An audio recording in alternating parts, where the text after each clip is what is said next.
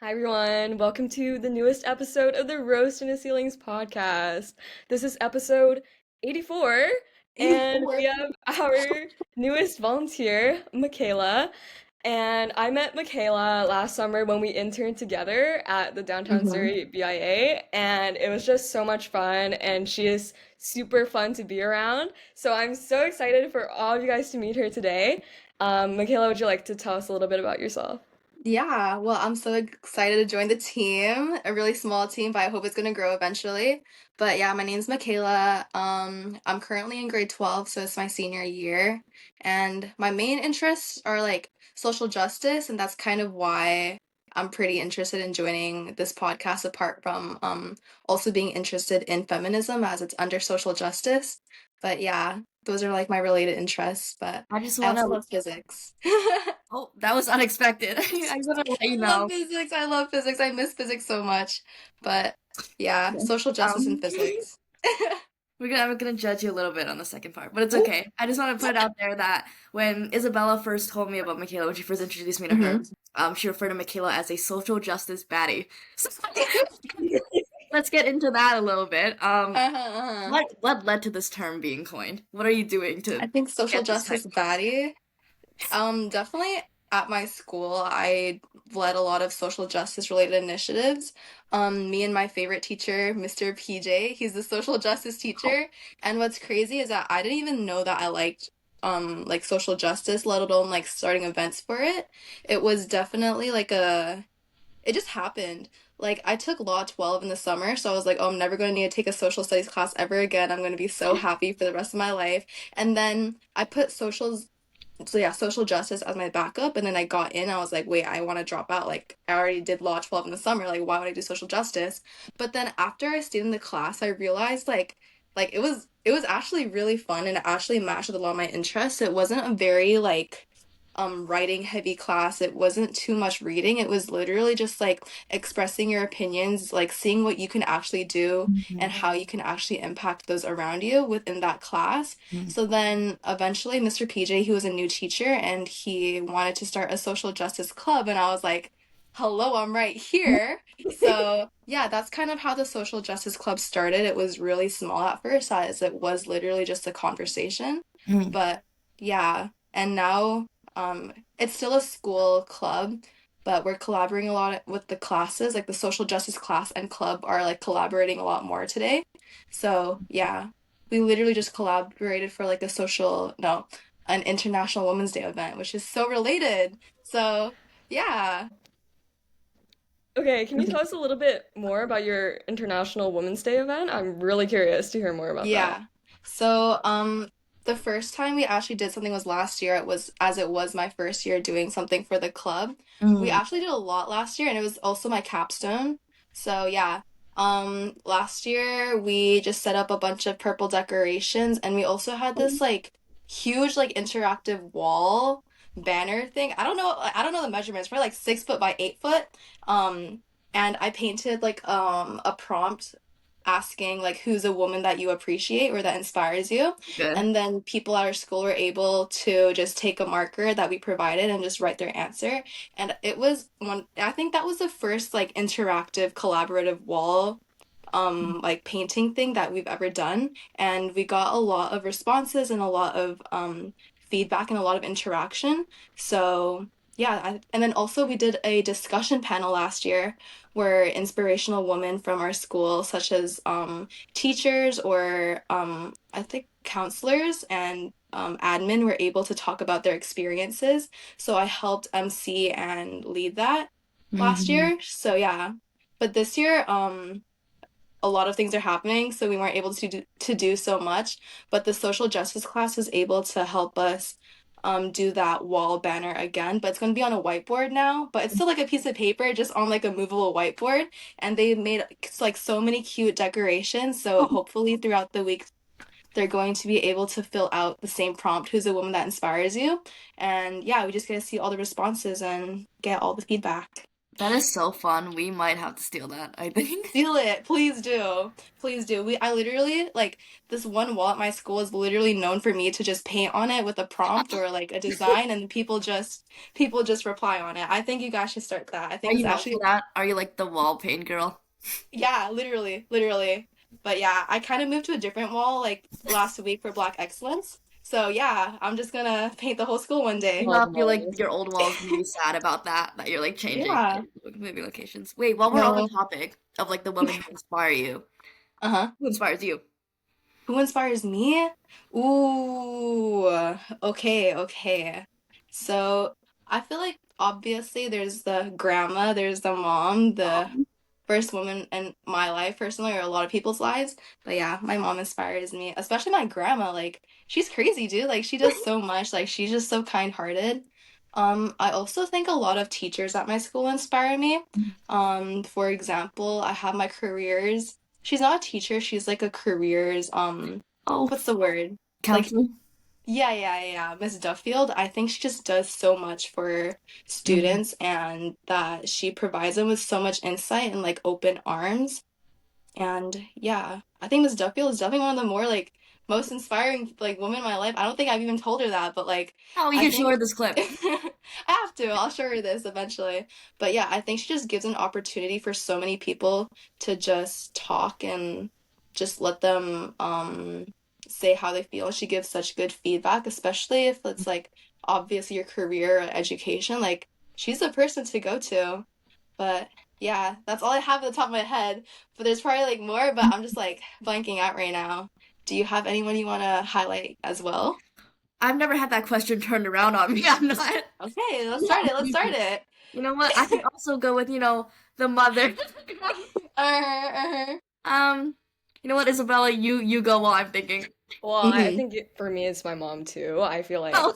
always the mom, but yeah, my mom, she went to school when I was 8 years old, and I think that, Mm-hmm. not every kid has that experience. So I think watching my mom, you know, pick up herself and say, "Hey, I'm gonna go back to school no matter, what age I am or I have a kid, what Mm-hmm. stage of my life I am at." And I think watching her going to nursing school was like, "Damn, okay, like that's Mm-hmm. so sick." So I think that really Yeah. inspired me growing up. This is definitely true. Like having like this is so relatable, like growing up and seeing your mom with like these giant like medical textbooks. You're like, okay, maybe I should also do that. Maybe I should also study. No, yeah. My mom does nails, but she's a crazy hardworking person. Mm. Like I think like honest work just shows so much like ethic and so much morals and just so much Mhm. compassion. Like it just shows that you're just there to work and like you're gonna put your whole effort in for it and like you're just living Mhm. it through. But yeah, I think all women are inspiring. True. This is true. Not just living your truth as a female. I Mm-hmm. go, yup, Yeah. inspiring. Mm-hmm. Oh, we kind of ask this question to most people who come on here who do super cool Mm-hmm. initiatives. Anyone who has a super cool initiative often has the ops, the haters. As anyone, The what is a ops, moment? okay. What is a? Have you ever had like a moment in your social justice baddie career where you're like, where you've had someone kind of try to bring you down? Honestly, I think there definitely have been like certain comments from other people or where people are just like, "Oh, why are you spending so much time on that?" But I don't know. I feel like people don't really hate to my face. They probably but yeah, there's definitely a lot of people being like, "Oh, like you should try focusing on like your studies more," or "Why are you spending so much time like volunteering at school?" Right? Because even people who also volunteer themselves, they kind of think doing school initiatives are kind of a waste because well, it's at school and it's only impacting your school. But I also think that it is important to really do those school-based initiatives because that's where you spend what like 6 7 hours of your day every single day, right? And my school really lacks a lot, so I just feel like I need to bring that on. But yeah, I think I don't get too much hate, but I feel like there could be more support in that area. But yeah, there's not someone too crazy though. But yeah, like Mhm. talking about kind of trying to make this impact at your school. You mentioned that Mhm. you're a senior, you're Mhm. graduating in like three So months. soon. So like how do you feel about the kind of legacy you've left? Like, do you feel like you're leaving your school in good Mhm. hands? Do you think that this progress you've done in your last few years is gonna like change the trajectory? I think I've definitely at least shown that it's not that hard or crazy to run an initiative. Mm. In terms of legacy, I think there's definitely going to be some younger grades. A lot of are the social justice events. It's like grade nines and tens doing it. And next year, I'm gonna give the club, the environmental club and social justice club to a grade 10 girl, which is she's insane, she's crazy. She shows so much like initiative and so much leadership. So I already know it's gonna go into good hands. Oh. But yeah, I think that's what in terms of legacy, that's where it's gonna go. I also hope that people just see like it's not that hard to create a club. Just do it, spend some time on it, just know what your passion is. If you're not passionate about the club you do, then don't do it. But Mm-hmm. if you have an idea and you know what your school is lacking and you feel like you can provide that, just step up. Like, and if you fail, it's just at school. No one's going to see you. It's not that bad. So, yeah.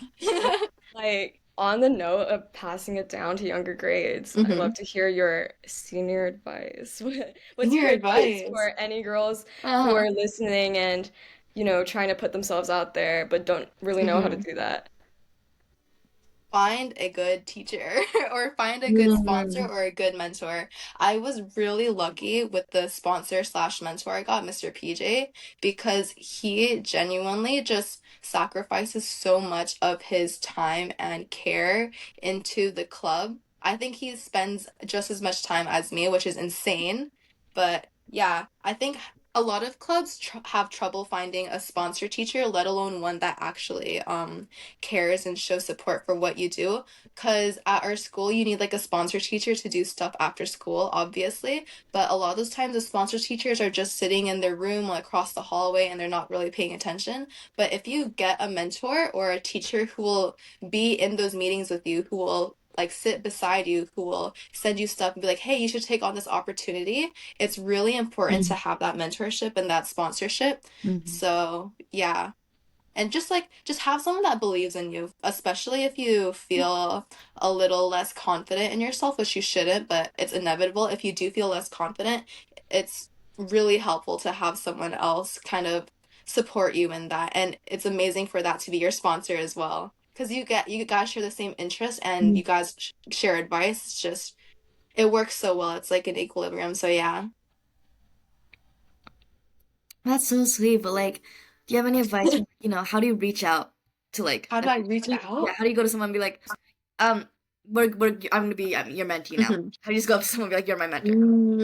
Mm. Put yourself in those common spaces. Like, for example, if you're interested in social justice, you're probably not going to have too much luck in the science wing, but you should go down to where all the social studies classes are, make some friends there, make some friends with the Mhm. teachers, and also online. Like, for example, if you are really interested in feminism, this podcast literally reached out online to find people who are also interested, right? There's always people looking for help. Mhm. And even if you can't find a mentor, find someone who has the same interest. And Mhm. with those people, you can try weaving yourself up and finding more people. So yeah, online looking for initiatives. A lot of student-led initiatives are looking for help. So yeah, look for those because they can really help you build those connections. Like Isabella, you have crazy connections, crazy networks, right? So, yeah, just put yourself in those spaces that you will probably have those people. For example, if you're really interested in volunteering at like an animal shelter and you want to be a vet, you should go there, talk to some people, spend some of your time there, right? Because it's really hard to force a connection and have it be genuine and helpful for you if you're just forcing yourself to be there. Mm. Yeah, with no actual interest. Mhm. So go there with a good heart, go there with good intentions, and just find people and just know when the time is right, you're gonna find them. Don't try and force it too much. So don't be But yeah. like, like a LinkedIn warrior and I know, I feel do like not be a LinkedIn worry yeah, we because if hear you it so much. right? If you like just send the same like cold-hearted message to everyone without actually thinking about their own experiences, they're not going to feel that connection. They're just going to be like, is this person just using me, you know? So, How would you yeah. tailor a LinkedIn hmm cold connection request to play this game? Uh-huh. But yeah, like, cause like you guys are strangers initially, right? Like, of course it's good to sometimes cold email and cold message some individuals, especially if they're a lot more professional and they have like what, like a billion years of experience. It is kind of hard to try and get on their same level to talk to them casually, which you don't have to talk to them casually, but it's just that you don't have to email every single person with the same exact message, you know? So yeah. But That's yeah, really, I really think good yeah. advice.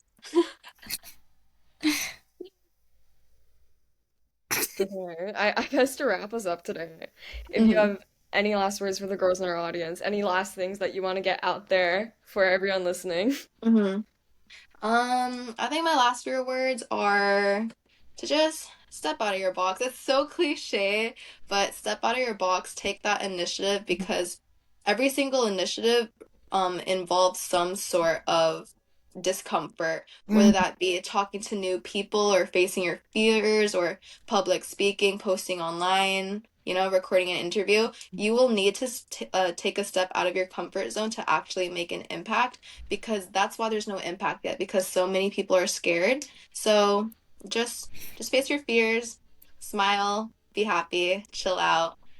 Nothing's ever that deep. Just try your best. Oh, you know what? I kind of love that the everything's not always Uh-huh. that deep message. Uh-huh. I think we'll take that with us. I Oh, love that's it. so sweet. But And for yeah, the I girls think listening, like, reach out to us too. You can do that. mm-hmm. We love it when you do that. Mm-hmm. We're not Yeah. scared. I don't know if we come off as intimidating in our podcast, but we're not. No. Reach out. Yeah. This organization, right? Podcast. Organize podcast, sorry. Oh my gosh. This podcast, I think it's very homey. It's very casual, not casual, but very connection based. Just say hi, send a selfie or something. I don't know. If you guys want to send us Instagram reels, our message requests are on. We'll look at them. Yeah. We'll watch them together. Just be friends. Be nice, be happy. But yeah, thank you guys so much for inviting me to the team.